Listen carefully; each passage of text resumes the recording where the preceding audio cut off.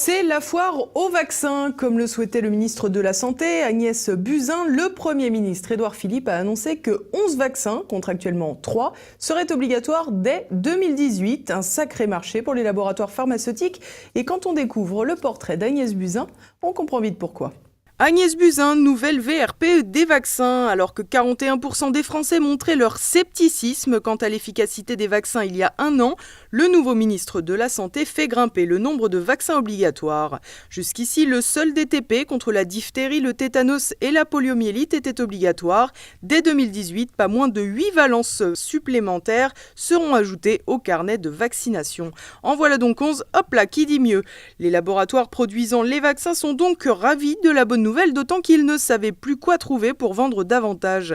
En effet, depuis plusieurs années, les différentes firmes se sont organisées pour qu'il y ait une pénurie sur le vaccin trivalent DTP, pas assez cher. C'était donc les hexavalents qui étaient massivement injectés, et dedans il y avait notamment une valence pour l'hépatite B, alors même que certaines études montrent la corrélation positive entre l'injection du vaccin et l'apparition d'une sclérose en plaques chez certaines patientes. Sympa, non? Évidemment, ces études sont controversées et étonnamment, le principe de précaution n'existe plus pour ces sujets, seul compte la fameuse balance bénéfice-risque.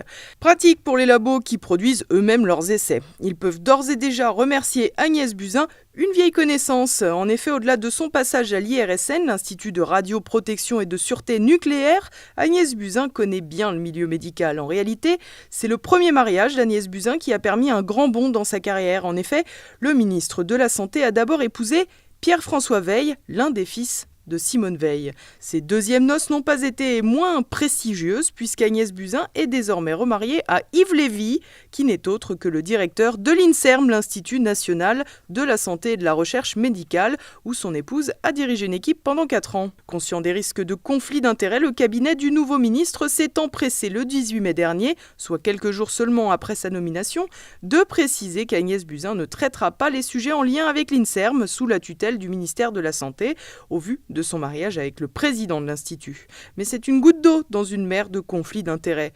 Le nouveau ministre de la Santé, contrairement à son prédécesseur Marisol Touraine, connaît particulièrement bien le secteur médical. D'aucuns jugent même qu'Agnès Buzyn le connaît trop bien. Présidente de la Haute Autorité de Santé depuis 2016, l'hématologue a surtout traîné ses guêtres dans les laboratoires pharmaceutiques. En effet, une grande partie de ses rémunérations proviennent des congrès pour les Américains Genzyme ou Bristol Myers Squibb ou le Suisse Novartis. Congrès traitant notamment des médicaments contre le cancer de ces firmes pharmaceutiques. D'ailleurs, Agnès Buzyn connaît bien le cancer puisqu'elle est présidente de l'INCa, l'Institut national du cancer, depuis 2011, date à laquelle elle décide de mettre fin à ses activités au service des laboratoires. Une décision étonnante puisqu'Agnès Buzyn a une conception très particulière des conflits d'intérêts. En effet, elle a affirmé lors d'une réunion, je cite, « L'industrie pharmaceutique joue son rôle et je n'ai jamais crié avec les loups sur cette industrie. Il faut expliquer que vouloir des experts sans aucun lien avec l'industrie pharmaceutique pose la question de la compétence des experts. » Eh ben voyons, le ministre de la Santé est également une habituée du NIL, un groupe qui se donne pour objectif d'accompagner les acteurs de la santé dans leur stratégie d'influence et d'apporter ses conseils au pouvoir public de santé. Agnès Buzyn y donnait encore une conférence en mars dernier.